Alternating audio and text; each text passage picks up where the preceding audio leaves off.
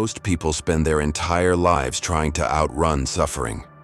They build walls of distraction, search for comfort in routine, and cling to fleeting moments of happiness like a drowning man gasping for air. But what if I told you that the path to becoming truly strong, unbreakably strong, lies not in avoiding suffering but in staring it dead in the eye and making it serve you? This is what Nietzsche dared to suggest. It isn't an easy truth, it isn't comforting, but it's the truth that can transform an ordinary, breakable spirit into something that life itself can't defeat. Imagine waking up tomorrow to the same struggles that keep you awake at night today. Rejection, failure, disappointment, betrayal. Now imagine looking at each of them not as curses, but as raw material, like iron ore waiting to be forged. Nietzsche's philosophy wasn't about denying pain, but about giving it meaning so profound that it strengthens rather than weakens you.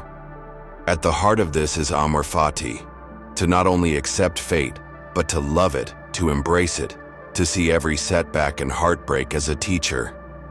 Not in the naive sense of forcing a smile through tears, but in the disciplined, almost brutal commitment to say, "You will not break me, you will refine me." Think of the last time someone betrayed you. Most people respond with bitterness or self-pity.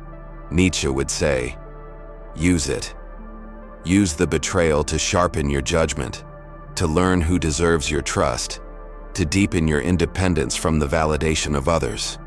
Let the pain burn away your illusions until what remains is clarity and strength. And this isn't about becoming cold or empty, quite the opposite. Nietzsche believed in becoming fully alive, so alive that even pain could not diminish you, only add depth to your existence. In his words, "That which does not kill me makes me stronger." But it's more than survival, it's about transformation. When we stop asking life to be gentle with us, we unlock something fierce inside, the ability to shape suffering into resilience. Most people never get there because they remain prisoners of hope. Hope that life will stop being hard, that people will stop hurting them, that someday they'll feel safe. But hope can be a hidden cage. It keeps you waiting for a future that may never come, instead of forging the strength to face reality as it is. So what does this look like in practice? It starts small. You feel pain, emotional, mental, even physical. Instead of distracting yourself, you sit with it. You examine it like a craftsman studies a raw stone, looking for the shape hidden inside. You ask, what is this pain trying to show me? What weakness in me does it reveal? What truth have I been afraid to see? Slowly, the fear of pain diminishes, and when the fear goes, pain itself changes. It becomes a kind of teacher, even an ally. Instead of bending you, it polishes your character, cuts away your illusions, and leaves you clearer and stronger. This is the path of the Übermensch, not as a fantasy of superiority, but as a lived reality of self-overcoming. Becoming emotionally unbreakable doesn't mean nothing hurts you. It means nothing destroys you. You can still feel sadness, disappointment, even rage, but you own those feelings. They do not own you. And what is the cost? You must stop craving approval. You must stop living for applause. You must stop sacrificing your integrity to belong to the herd.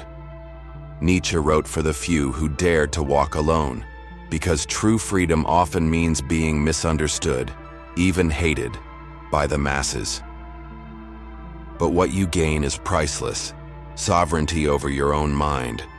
Imagine the freedom of that. A mind that can witness insult without being undone. A heart that can love deeply, yet not collapse when love is lost. A spirit that uses every loss to grow sharper, wiser, and more resolute. Most people can't imagine this freedom because they are taught from birth to avoid pain at all costs. They never ask what it might give them if faced directly. Nietzsche challenges us to see suffering not as an enemy to defeat, but as a sculptor of the soul. And it isn't just philosophy, it's a radical form of living. In daily life, it means you stop trying to control what others think of you. You speak your truth, fully aware it might provoke scorn. You risk failure, fully aware it might come. And when it does, you refuse to see it as evidence you should have played it safe. Instead, you see it as necessary training, like an athlete who becomes stronger by pushing into discomfort. And slowly you notice the chains falling away. The fear of humiliation loses its grip. The need to please fades. And with every disappointment, your emotional armor grows. Not the brittle armor of denial, but the flexible, living armor of understanding. Because you see, life will never be easy. Betrayal, loss, failure, they're guaranteed. What isn't guaranteed is how you respond. Most people crumble, blame, withdraw.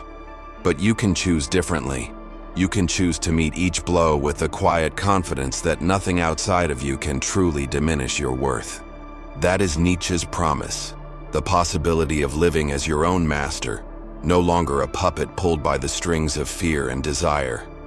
It is not about eliminating emotion, but about transcending its tyranny. And if this feels impossible, remember, even Nietzsche struggled. His life was marked by illness, loneliness, and misunderstanding. Yet from that suffering, he created ideas that outlived him, ideas that still speak to us because they come from the fire of lived pain. Imagine what might happen if you did the same, if you stopped asking, "Why me?" and started asking, "What now?" Imagine the power of being someone who cannot be permanently defeated, someone who can be knocked down but never kept down. That person lives inside you, and you don't need ideal circumstances to find them.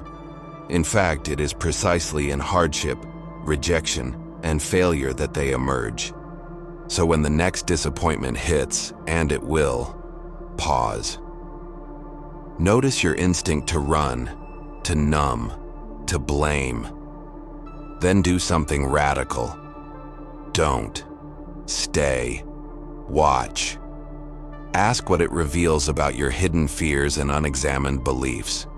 Use it as material to build your unbreakable self. Because to become emotionally unbreakable is not to never feel pain, but to stop fearing it. To know that no matter what happens, you remain whole, aware, and sovereign. If this idea unsettles you, good. It means you're awake. And if it inspires you, even better. That's your deeper self recognizing the path it was always meant to walk. If you've listened this far, it means a part of you is already ready. Ready to stop running. Ready to start forging. Ready to become someone so rooted in their own truth that no force outside can uproot them. And yes, it's hard, but the alternative, living chained by fear and broken by every blow, is harder still. So what will you choose? To keep hoping life spares you? Or to become so strong it no longer needs to? If this resonates like the video, subscribe for more explorations of philosophy's darkest, most liberating truths, and share it with someone who still believes strength is found in comfort. Because real freedom isn't given, it's built, blow by blow, heartbreak by heartbreak, until one day you look back and realize nothing outside you truly controls you anymore. That journey begins not tomorrow, but right now. And it begins when you decide, pain is no longer your enemy. It is the tool that will carve you into who you were meant to be.